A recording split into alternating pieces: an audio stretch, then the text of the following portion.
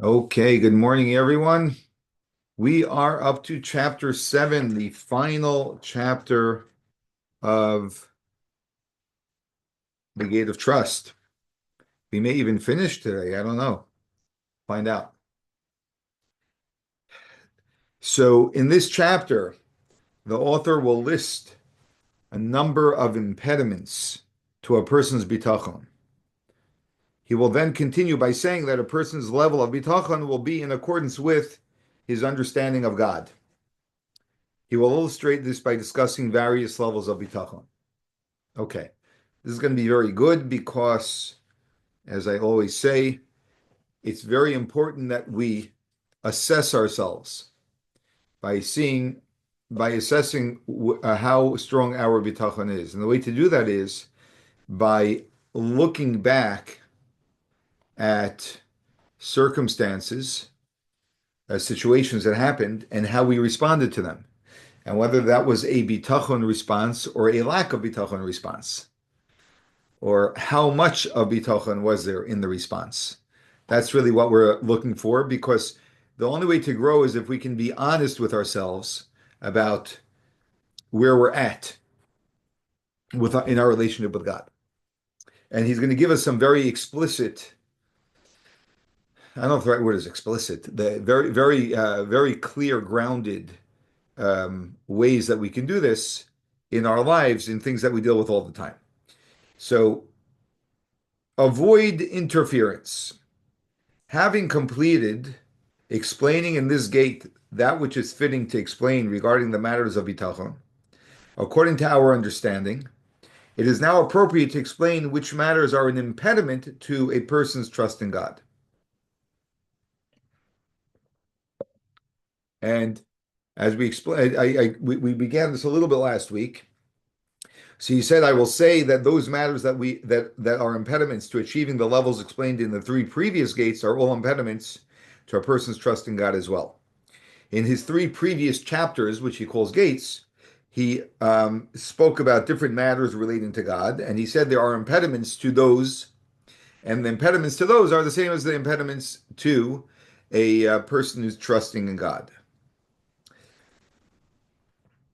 Other impediments to a person's trust in God are as follows.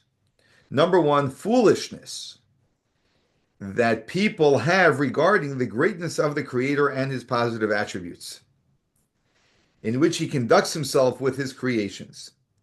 So sometimes a person's perception of the greatness of God, or the lack thereof, God forbid, and his positive attributes, that itself is the impediment to being able to trust in God. Why? For such a person who does not comprehend the Creator's compassion for his creations, top of page 239, his conduct with them, his supervision and rulership over them, and that they are utterly connected to him, will not be able to have peace of mind or rely on him. He just threw out a whole bunch of fundamental beliefs about God, which many people never learned, and therefore either never even heard of, or if they did, maybe still struggle with. But he's saying that all of these are very fundamental if one wants to have trust in God, and that is to know that God has compassion on his creations, um, that God has supervision, supervises, and has rulership, which means power, control over everything, and that everything is entirely connected to God constantly. Once someone believes all of this, then a person can have trust in God. But if you don't believe in all of this, it's going to be hard to trust in God. The same way it's hard to trust in people, because how can you guarantee, right? There's no doctor that you can absolutely trust. Not because a doctor is not a good doctor, but a doctor cannot guarantee anything. The doctor only has so much control, right? Actually, the doctor has very little control. The doctor only has control over what will be administered, but the results of that really are not in the doctor's control. Um, Even though scientifically things should work a certain way, they don't always, because science doesn't control the world, God does. So ultimately, we can do everything we should be doing, which scientifically should produce a certain result, and no, it still won't. And that's because God is the one who controls everything. And knowing that, once we know that and we believe that, so then a person can put their full trust in God. So it's important to have a proper understanding of God. If you look in at the commentary on the bottom of page 238, are all impediments to a person's trust in God as well. Among these impediments of that he mentioned in the previous chapters that are impediments to the other ideas about God that he spoke about in the previous chapters, which he says are impediments here too, are serving God with ulterior motives. I think I discussed this last week, which is one of the greatest, in my experience, one of the greatest handicaps that we have as humans is our ulterior motives. In fact, our ulterior motives are so sophisticated that we convince ourselves that our ulterior motives are not ulterior motives. That's how entrapped we become in ulterior motives. That it's one thing if someone has an ulterior motive, says I have an ulterior motive. But when someone has an ulterior motive but doesn't even recognize that they have an ulterior motive, so then they're not even aware of the problem. That's that's the big challenge in serving God, and that goes to um,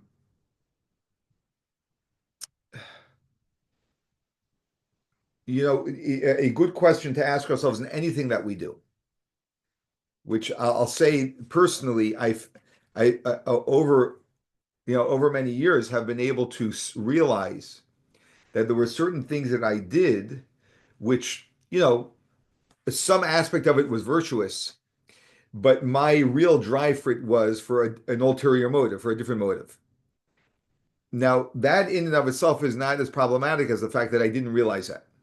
That's the problem. Because I didn't realize it's an ulterior motive, so then I think I'm, all virtuous here.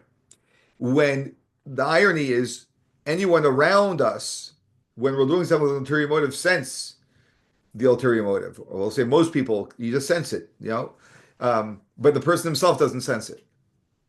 And that's because we're very invested in, maybe hiding or whatever it is, the real agenda that we have. So realizing that, and as I think I said last week as well, when it comes to trusting in God, very often our ulterior motive is we're not trusting in God. We want something, a result, and we heard that trusting in God gets that result. So you say, now I'm going to trust in God. If you can hear it, that itself already demonstrates a tremendous weakness in our trust. And usually that lack of trust will show up in the fact that there are many other things that very obvious and very explicit things that God asks of us that we completely ignore, which demonstrates a lack of trust in God. Right? And when we self-analyze that way, we can begin to show up with a higher level of integrity with our trust in God. Hope that's making sense. Number two is pursuit of materialistic desires, leaving a person with no time or peace of mind for contemplation. So he says, what's the problem with material desires? That when we spend our time chasing material desires, then we leave little time for contemplating about God, which draws us closer to God. It also pulls us in a completely different direction than God because we're putting value in things which are very different than the value of God. Um, in other words, in other words, when people have a discussion, could be parents, have a discussion about spending time, family time. We need to spend more family time. So one advocates for more family time, and one doesn't advocate for more family time. We'll say that's the conversation, which probably happens in every marriage. Usually, the one who advocates for more family time sees the value of family time. I'm not saying always, but very often this is what's going on. One sees, like not when I say see, I mean that they feel, they really are in touch with the value of family time, and the other one is not. And part of the reason why the other one is not is because the other one is very invested in some other value. Could be, let's say, was a typical example would be making money, right? So they are invested in that. And you can't be invested in both at the same time, especially when they contradict each other. That is the same as a person who is pursuing material desires versus pursuing a relationship with God. If I'm consumed in physical indulgence and pleasure, that is not in alignment with more elevated spiritual pursuits. Now, does that mean that one cannot have, should not be having any material pleasure? No, not at all. It just means that a person, as their spiritual level heightens, their pursuit of materialism shifts dramatically in the sense that the purpose of engagement with the material world is very different. And that will also show up in their obsession with it. So there's still enormous value from a spiritual perspective in engaging with us the material world, but it's for a different purpose. And you can see that in some way, by the way. Um, you can see it in the way people react when their material things are impacted. By way of example, uh, you know, I remember reading some article about a woman who was suing a florist because they hired the florist for her wedding and her dream wedding, and the shade of purple of the flowers was not what she picked, and that ruined her wedding. Now, I think all of us can relate to, not that we would be such a person, but we can understand that people get caught up in things so crazily that like it actually ruins their wedding, right? So that is an obsession in materialism. Whereas another person will say the flowers are beautiful, important, is the reason why I paid for them, right? But the shade was off. The shade was off. Okay. Why? Because you have a perspective. And that perspective is a spiritual perspective. Your values are heightened. So you don't get lost in that. That's exactly what that's exactly what he's referring to over here. Number three, becoming so accustomed to God's kindness that a person neglects his obligation to repay God by serving him. That we become basically what's the right word? We take it for granted. We take God's kindness for granted. So we neglect to even realize all that God is bestowing upon us, which should humble us before God, and then also invite us to be closer to God. Number four, lack of belief that troubles that befall a person are really for his benefit, resulting in ingratitude towards God. This is really related to the next point that he makes about the foolishness that not realizing that everything that God does for us, that God does to us, God does for us. That's really for our benefit. Everything God does, He's doing it for our benefit. Although sometimes we cannot see it at all, really cannot see it at all. Sometimes God does things which are so overwhelmingly painful or challenging that we can't see the benefit of it. But there is still the belief in someone's heart, we'll say, or someone's soul, of the fact that I do know it on some level. I know that's for my benefit, even though my emotions are overwhelmed by this.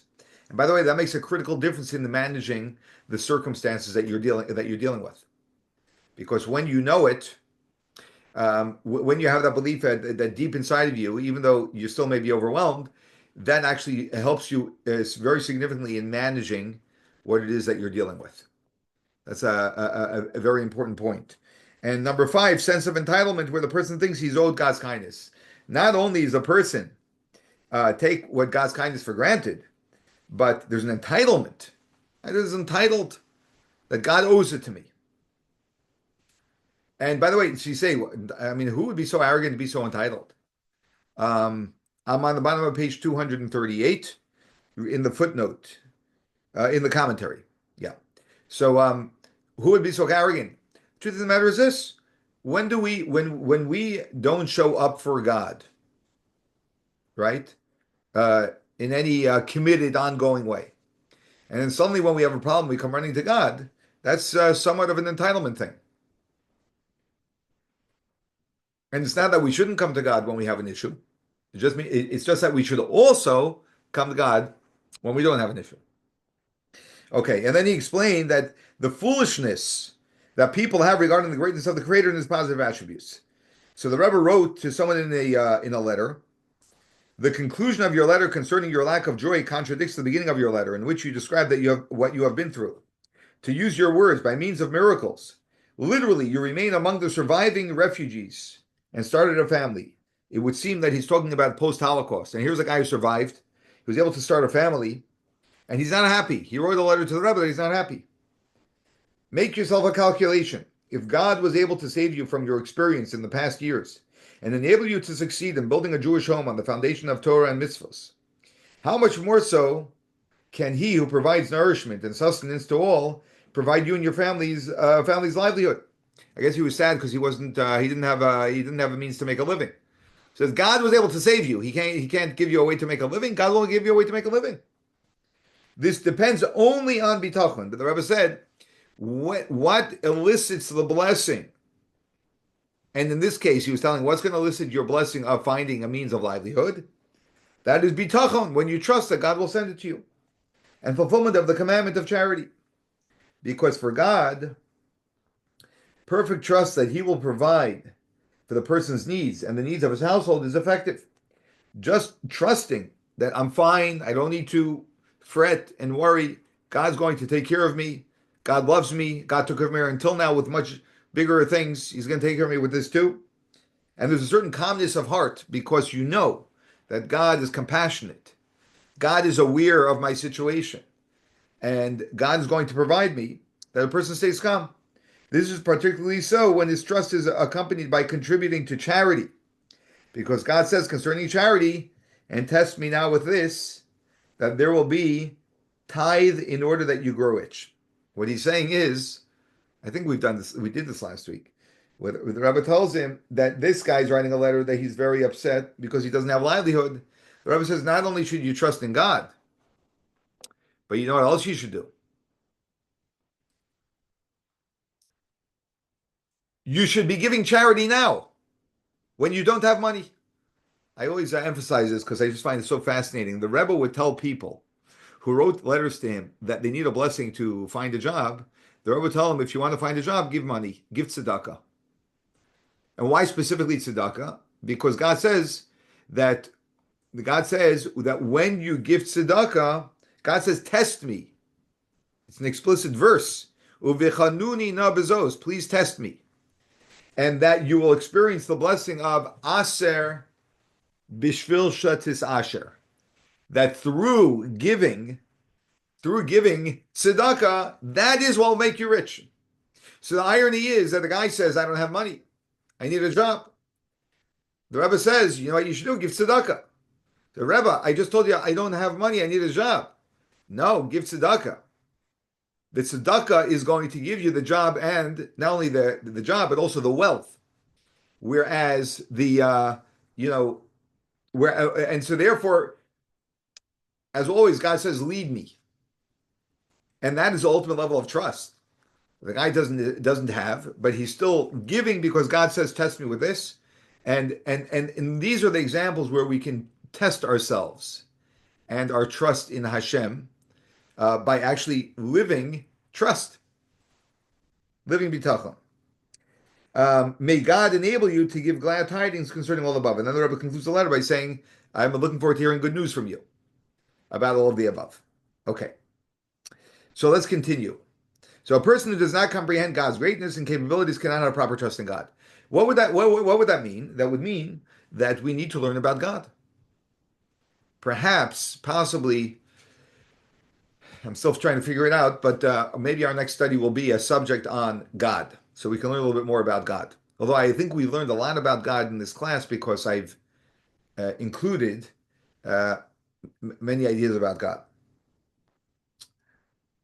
Another impediment, number 2, ignorance regarding the commandment of the Creator.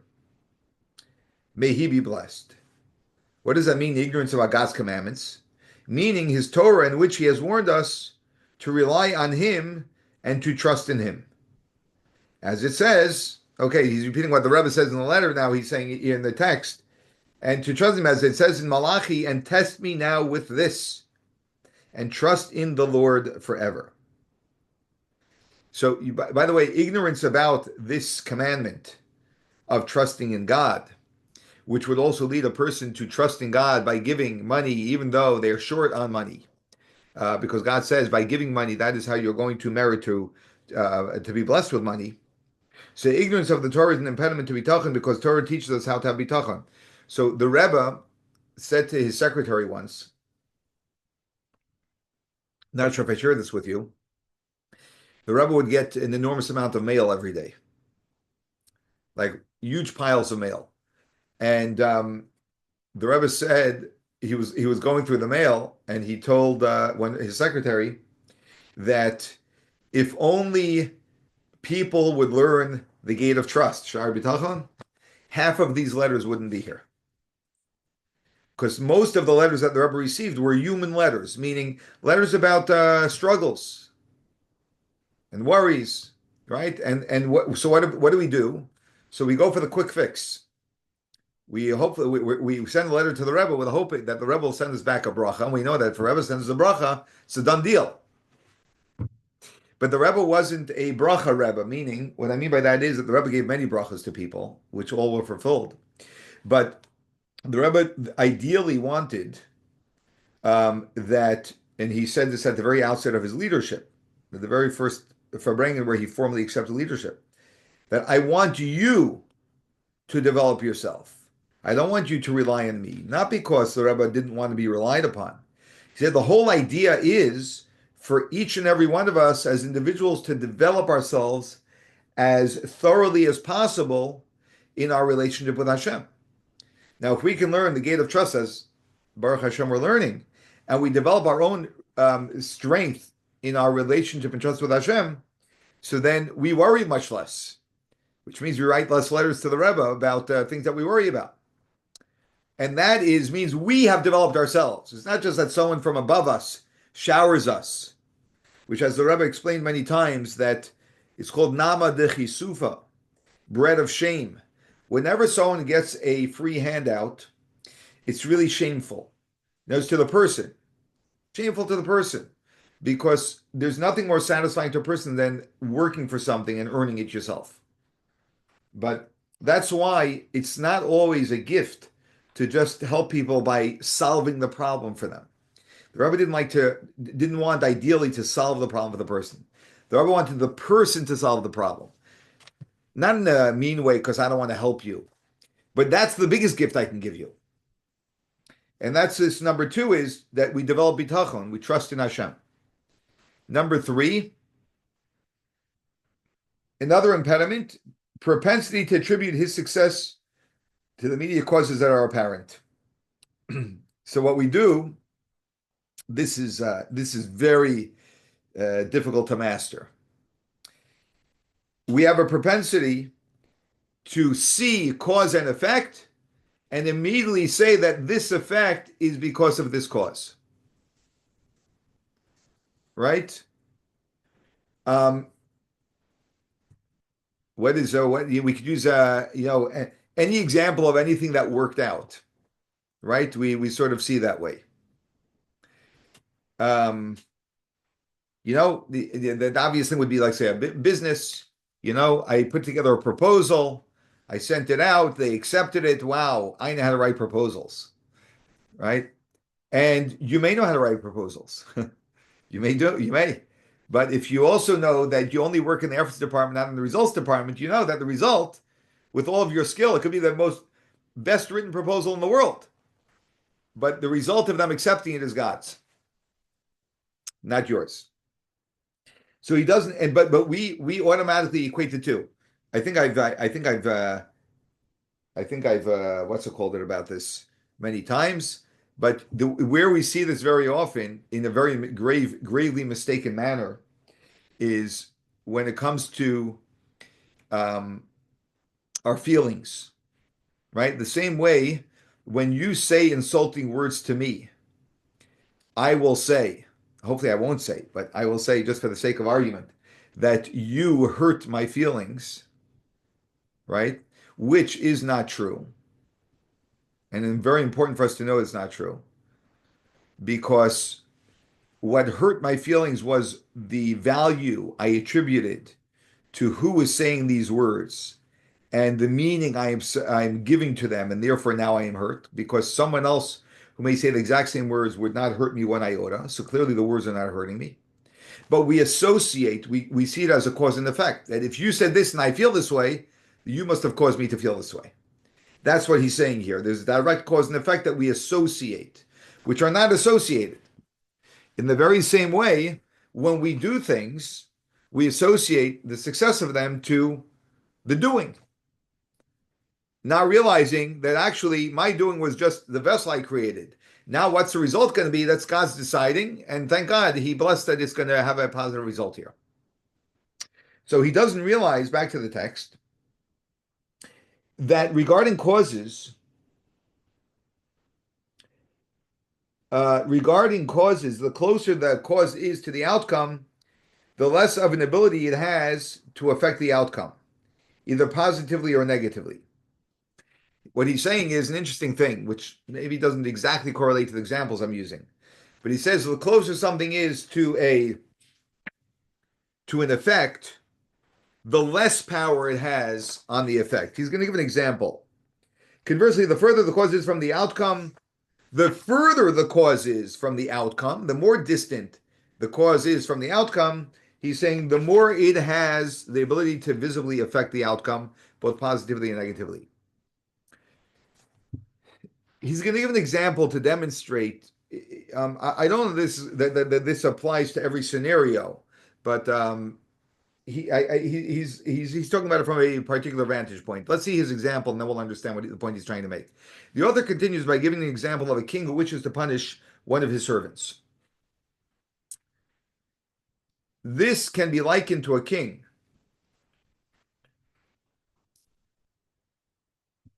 who, when he wishes to punish one of his servants, will instruct his second in command to execute his will. The second in command, in turn, instructs the minister, who is his inferior. The minister instructs the executive officer. The executive officer instructs the officer. The officer then instructs the taskmaster. And the taskmaster is the one who inflicts the actual punishment with the tools that have been prepared for it, such as the stick and whip. So there's a whole hierarchy, right? Going down, down, down, down, down.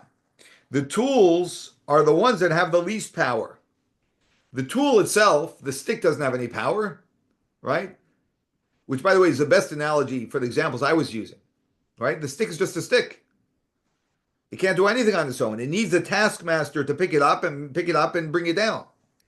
They have no power whatsoever to either ease the servant's pain or add to it. This is because the tools have no will or choice at all. The taskmaster has more power than the tools. And the officer has more power than the taskmaster. The executive officer has more power than the officer. And the minister has more power than the executive officer. The second in command has more power than the minister. And the king has the most power of all because if he wants, he can pardon the servant. So he's just demonstrating that the one that's furthest from the one being punished is the one who has the greatest power over the one being punished. The one closest to the one being punished has the least power. So when we see a cause and effect, the cause is what we're seeing is the closest link to the result. But there's so many more links that are higher than and more powerful than this immediate link. Essentially, is what he's saying. But maybe a way to explain it would be this way. So you wrote the proposal. We'll stick with that analogy. How do you know how to write such a proposal? You went to school. But most people in school don't know how to write a proposal. Who went to the same school, who went to school with you, can't write the proposal as well as you did. Why can you write the proposal so well? Because I'm a good proposal writer. Well, why are you such a good proposal writer? Because God gifted you. Right? So it all comes back to. That's where it all comes back to. So it's not confidence in me. It's confidence in God. God, thank you for giving me this ability. I'm using it to the best of my ability in order to have tremendous success in my business. And through the tremendous success in my business, I will be able to serve you in a greater fashion, right? Please make this successful. And then they accept the proposal, and you say, "Thank you, Hashem." Thank God. That's bitachon. If you look at the bottom of the page, by commentary on page 240, the king has the most power of all of them.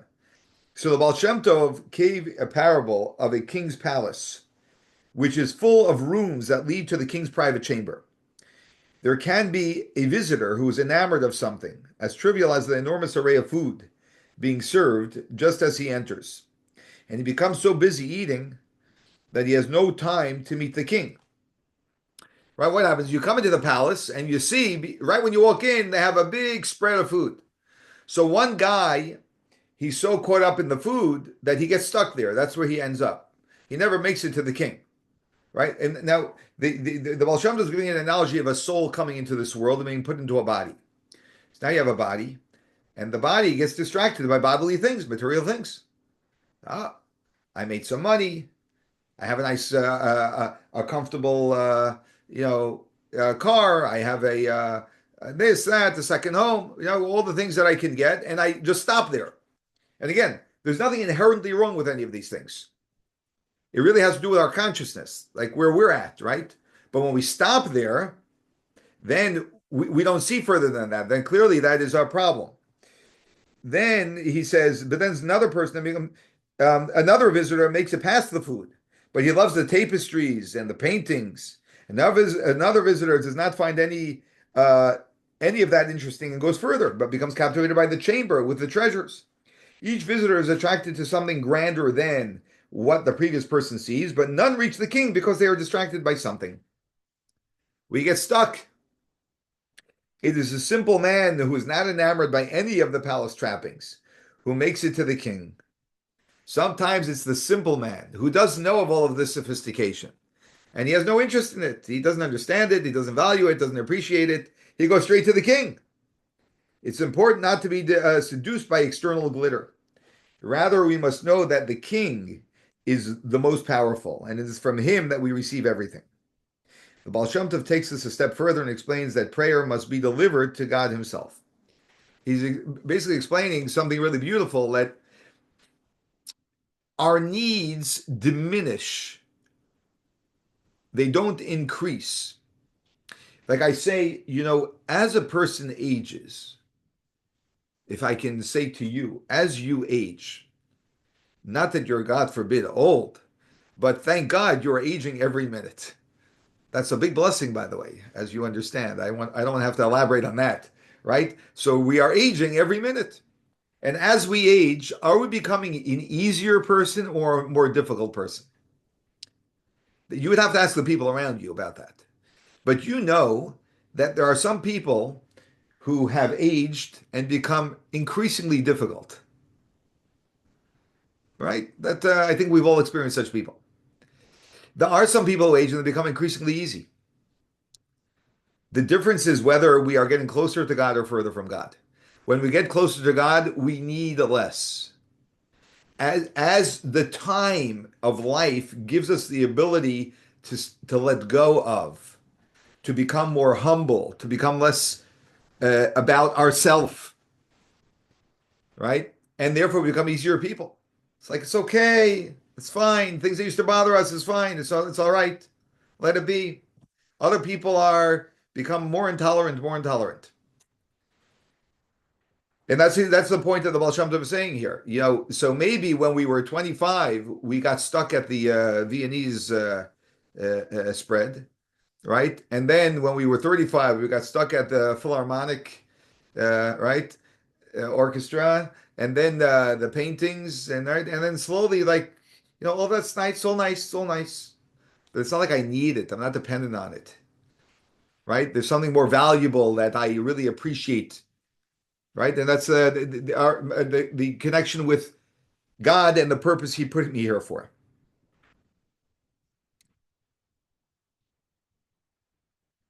Um,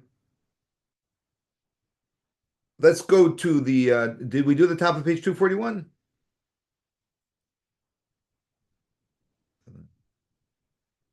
Yeah, so it's already apparent that the ability of the various causes to affect the outcome will be according to their proximity to or distance from it.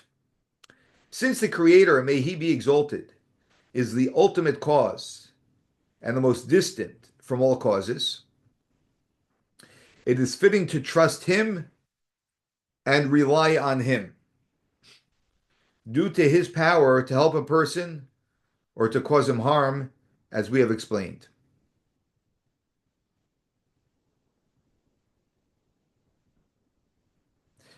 Just as in the example of the king who punishes his servant, the king who is most distant from the person being punished has the most power to change the servant's predicament, so too, only God has the power to help a person. In the person's foolishness, however, he ascribes powers to other causes because of their proximity to him. Yeah. It's you see, we do this all the time. Like all the time. And he's gonna give us more examples of this in just a few minutes. But when you think about, I mean, it's really almost anything that goes on in life. Uh, and where do you, but one of the ways that we can see it very explicitly is when we have a problem in a certain area we want to resolve, right? Whatever the problem is, it could be a very small problem, a very big problem. Where do we put our trust? In the person we're reaching out to, in the resource we're reaching out to, or in God? And God, I'm going to reach out to these resources to create the vessel through which you'll send your blessing. That is the whole challenge, because we are so in front of our eyes of flesh, we see that the resource seems to be the one that produces the result. This is the whole challenge of trust, right here. And so it's reminding ourselves, just reminding you, putting ourselves, this is God, and I'm reaching out to this resource. And at first, it may be a lip service, you're saying it, but you still believe in the resource. And slowly begin to realize that it's God. And God gives you then situations where it's clear that even without the resource, it got resolved. And it begins to start coming together more and more. And you begin to see more and more clearly how it's God. And you'll know that you have trust in God when your friends tell you that you're crazy. That's, by the way, the biggest sign that you have trust in God. It's when they think there's some spiritual, you're becoming a spiritual nut, and you're believing in God. God, everything is God, right? Oh, and right? There's no way, like, 'cause you can't prove these things, right? There's no empirical way to prove that God produced this. Right? So the scientific mind is going to come and say, you're saying that results, that effort is, we work in the effort department, God works in the result department. Can you prove that? You know what the answer to that question is? No.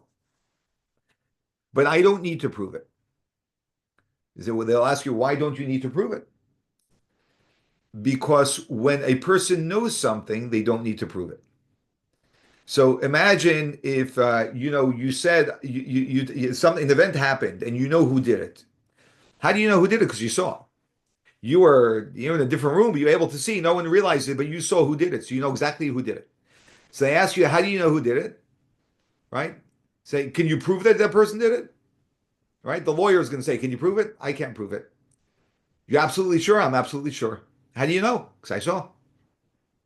Can you prove it? No. Right? I don't need to prove it. I know. I don't need to prove anything. Then the soul of a Jew always knows. And when we get in touch with that, that becomes our conscious state. We know. So the guy says, prove it. I cannot prove it. But I personally I have a need to prove it. And I bless you to get past the place of needing to prove it by getting more deeply in touch with yourself, because that's where we know. That's just for the for the event, the possible event that someone will confuse us by insisting that we prove it and we can't prove it, and that may sometimes plant seeds of doubt. So I just want you to know that the deepest way of knowing something is when you know it, when you see it. And when the eyes of your soul see something, you know it. That's the deepest way to know something, whether it's provable or not. And by the way, another great exercise to consider is if you ask people what their most profound experience of their life has been, right? They will almost definitely point to a spiritual experience which is personal. And there's no way to empirically demonstrate that that experience is profound, right? So, for example, if you ask someone what has been the most profound experience in your life, and let's just say, because I'll tell you I've asked this question many times, so I know the most common answers to this question, might be when I gave birth, right? I never say that, but although I mean, many men do say that, but they say when their wife gave birth. You know, it's all nice to say we're pregnant, but we don't deliver, right? She delivers. So, but it's a very powerful experience, right? An unbelievable experience, right? Objectively, it's a scientific experience. It's an experience. A baby came out, right? We can make anything cold. That's why there's a saying, which we had in the Hayom Yom a few days ago, that there's a very thin line between coldness and heresy. Because indifference, like having a cold attitude towards things, is very, very close to heresy because you take out all of the value in something because of one's indifference to it. So, can someone prove empirically that giving birth to a baby is a profound experience? No. Can someone prove empirically that when I stood under the chuppah with my wife, that was a very profound experience? No. You're sitting in the sand together, right? Because these are intangibles. These are deep spiritual experiences that we're having. So it's the same way with God. Okay, so the progress of trust, 241. The author continues by stating that as a rule, the more understanding a person has of God, the more he will have trust in him.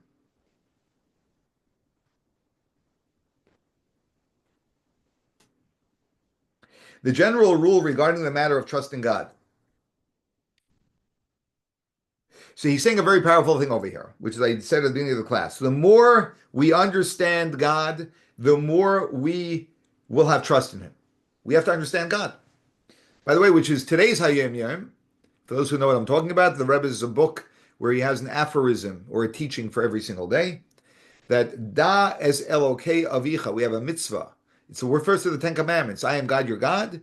The mitzvah is, what is the mitzvah of I am God, your God? To know God. What does to know God mean? Not to know that there is a God, but to know about God. Why so? Because can God command you to believe that there is a God? Anyone hear a contradiction in that? How can God command you to believe in God if you don't yet believe in God? Who's commanding you? So the first mitzvah of belief in God is not a commandment to believe in God. You obviously believe in God already. Otherwise, there's no one to command you. There's no God to command you. Am I making sense?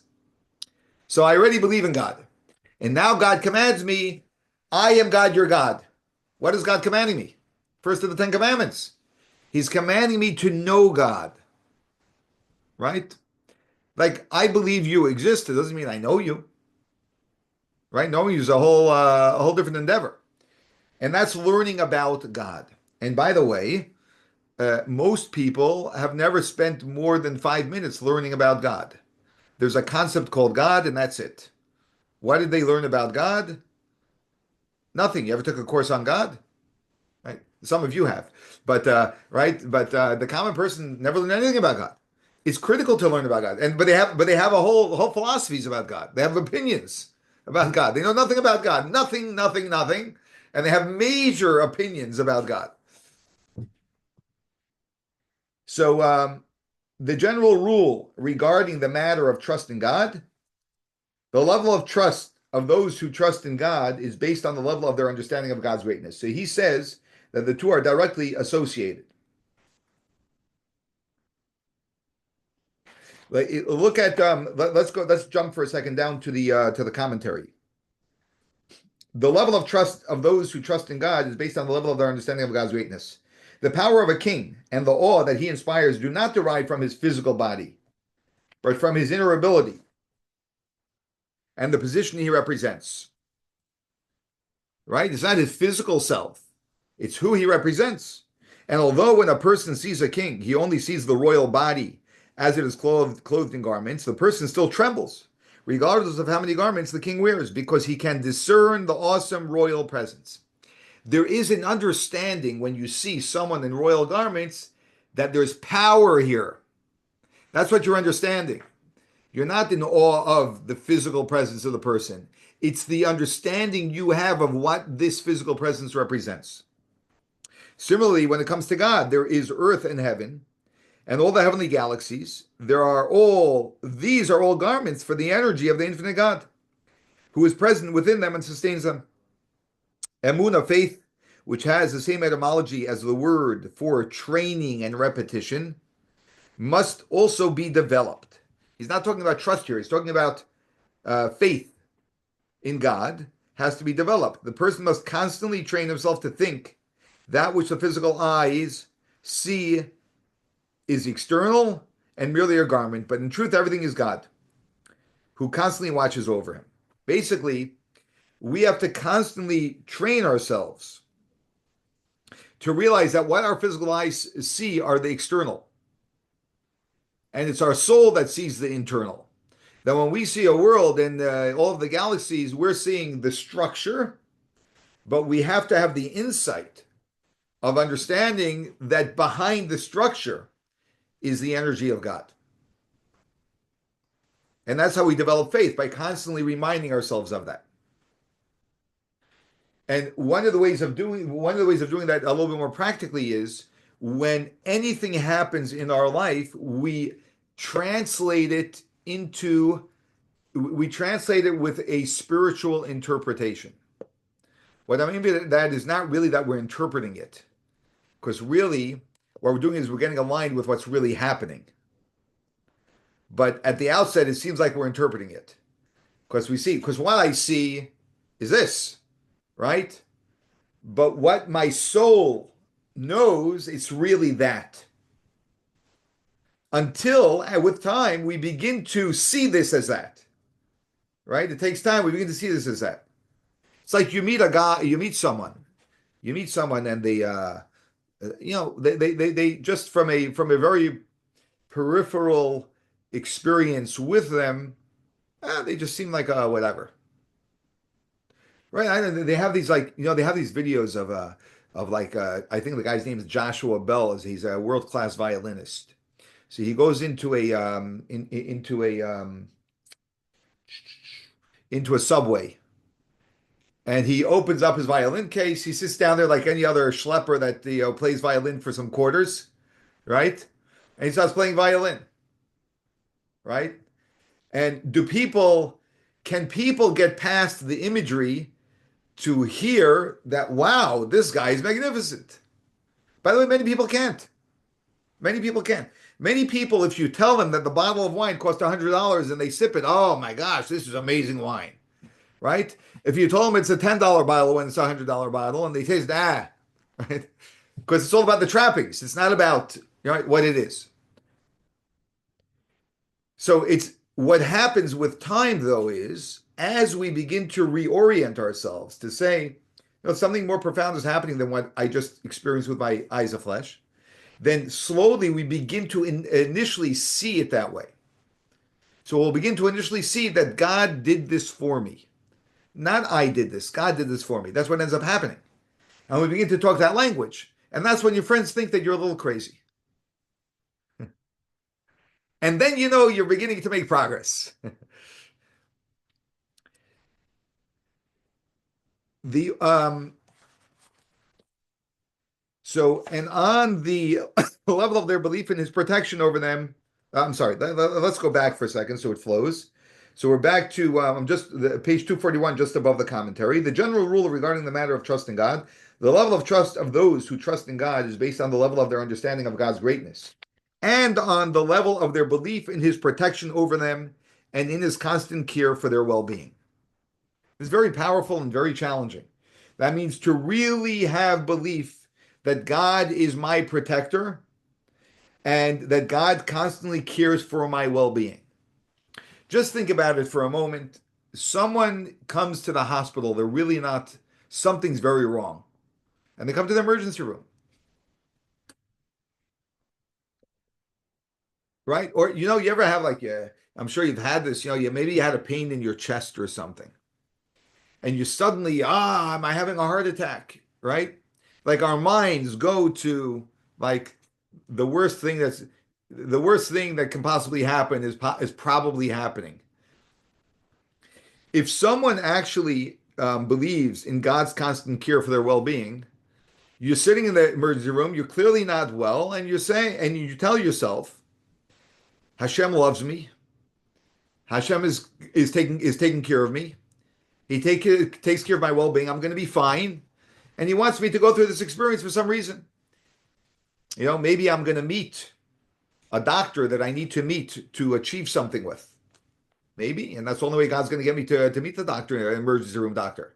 Who knows, right? It could be a million and one things. But my fear of my life ending now doesn't exist because God takes care of me. That would be the mindset of someone with bitachon. The author now illustrates how a person's bitachon.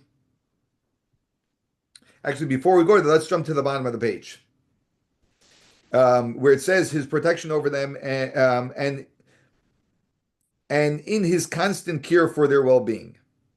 That we are in God's constant care for his well-being. I'm going to repeat the story, which I repeated, I think, numerous times already, where the Rebbe told the man who had a heart condition and already had numerous heart attacks and a very weak heart that he worries every day, that the Rebbe said, Du liegst beim Eberster Hand. You sit in God's hands. There's nothing to worry about. You're in God's hands. Nothing and no one has control over your health other than Hashem. So you have nothing to worry about. Of course, easier said than done. But that's the practice of bitachon. So at the conclusion of every prayer, on the bottom of page 242, at the conclusion of every prayer, we recite 3 verses that describe a Jew's deep-rooted trust and faith in God. We sing this song in our shul. Al tira mi pachat pisom. Okay, so these are these 3 verses, which, by the way, have a lot to do with the upcoming holiday of Purim, which is in just over 3 weeks. Because when Mordechai, the great leader of the Jewish people during the story of Purim, there was a decree for the annihilation of the entire Jewish people. And Mordechai was walking down the street, and he saw 3 children coming out of their cheder, out of their yeshiva, from a day of study, of Torah study. And he asked them, Psok li psukech, tell me the pasuk, the verse that you learned today in your studies. See, each boy said a different verse. And these 3 verses make up the ones that we're going to read right now. And each one of them are different levels of Jews being instructed not to fear anything. And when Mordechai heard this, his heart was relieved because he knew that this is a man who's a godly man. He understood that God was sending him a message through these 3 little children, because everything is by divine providence. So the fact that these 3 boys told him these 3 verses were a sign from God not to worry. So what are the 3 verses? The first one is, do not fear sudden terror, nor the ruin that will come upon the wicked. That's in Proverbs. The second verse is, they will scheme against us, but it will be foiled. They will speak against us, but it will not materialize because God is with us. And the third one is, when you are old, that's from Isaiah. And the third one is also from the prophet Isaiah, when you are old, I am with you. When you reach a ripe old age, I will bear you. I made you, and I will carry you. I will bear you, and I will deliver you. Beautiful verses. Very, very comforting verses. So there are 2 notable differences between each of these verses. One relating to the magnitude of the person's trust, and the other concerning the reason for the trust. The first verse speaks of imminent panic and makes no mention of a reason for the person's trust and lack of fear. The second verse speaks of potential danger, just potential danger, not imminent, and explains that the person has no fear, for it will materialize um, that it will materialize. He has no fear that it will materialize, this potential danger, because God is with him. That would be similar to the emergency room example. The final verse speaks of a natural hindrances that come with age and explains that the person is not afraid of being unable to fend for himself because God is his maker who will carry him at those times. These three verses allude to three stages in a person's development and awareness of God, and they therefore each produce advanced faith and trust in God. The first stage is in innate connection with God. It is a soul connection between man and God. There is no advanced stage of awareness, but the person knows that what will occur will be good. God is great, and he will make this immediate cause for panic disappear. He therefore has no fears. That's a very infant-like approach. A more advanced stage of awareness is recognition that God is with us at all times. Such a person is not only unfearful of immediate terror, he's keenly aware that God is constantly thinking of him, never allowing a scheme to even develop. Not only is such a person not fearful, he has no reason to be fearful. An even more advanced stage of awareness is the recognition that not only is God with him and will protect him from outside challenges, but the infinite creator who is not limited by the rules of nature and defies them at will is his creator and is guaranteed to be with him. This person therefore has no reason to worry about anything, not even natural impediments. Okay. Um, okay, I'm going to do just a little bit more because we're almost out of time and we're starting a little bit of a new segment here, but we'll warm ourselves up to it. The author now illustrates how a person's bitachon evolves from infancy onward in accordance with his understanding. So, because he's talking about understanding God as a critical component to having trust in God, so he's going to demonstrate how through life we have the opportunity to understand God more and more. And the more we do, the deeper our faith can be. When a child is born, he depends solely on his mother's bosom. As the verse states, you made me secure on my mother's bosom. A very young baby doesn't even recognize his mother, doesn't have the intelligence yet to recognize that there's a mother here. He only recognizes his mother's bosom and sees it as a source of nourishment. Due to his lack of understanding, he doesn't realize that it is his mother who's taking care of him. To this point, right, when at an infant stage, the infant doesn't even realize the mother exists. Right? It's similar to Rashi uses an example of a father. He uses it as he really uses this as a metaphor between the Jewish people and God when God was taking care of us in the desert and we were complaining. Where a father is walking with his child and a wild animal comes. See, I forgot exactly. Someone attacks him from the right, so he brings his son to the left. Someone attacks him on the left, he brings him to the right. An animal comes, he raises him up, he puts him on his shoulder, and when the kid is riding on his father's shoulders, being protected, he says to people around them, "Did anyone see my father?" Right? He's oblivious to the one who's really is actually taking care of him. Which, as I've shared many times, I call the teenage syndrome, where the teenager is completely oblivious to what the parents are doing for him or her. So that's stage number one. Is a baby. A baby simply doesn't know what a mother is. And number two is when the child grows up and his understanding develops, he then turns to rely on his mother herself because of the great care she has for him. As the verse states, I swear that I calmed and quieted my soul like a suckling on its mother, like a suckling was my soul with me. So in other words, as the child just gets a little bit older, it realizes I have a mother that is caring for me. We'll do one more and then we'll stop. Number three is when his understanding develops even further and he sees how his mother's conduct with him is dependent on his father. He then turns to rely on his father because the latter protects him.